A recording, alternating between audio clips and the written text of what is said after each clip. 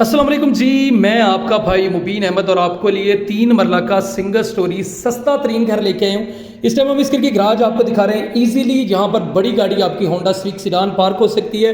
नीचे खूबसूरत तैयार की गई है और घर में 2 बेडरूम 2 वाशरूम मिलेंगे। सबसे पहले जैसे घर में इंटर होते हैं तो लेफ्ट साइड पे एक प्यारा सा किचन यहाँ पर सेटअप किया गया है, जिसकी ओपन जो है स्टाइल बड़ा ज़बरदस्त है।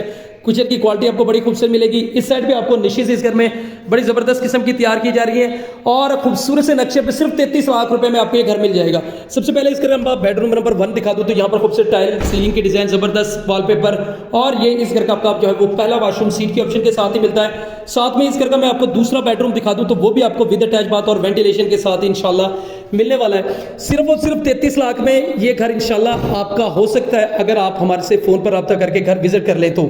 ये आपका जो है आपका दूसरा वाशरूम आ गया। लोकेशन की बात कर ली जाए तो new green city housing society के जुमता आलू रोड लाहौर इस घर की लोकेशन है।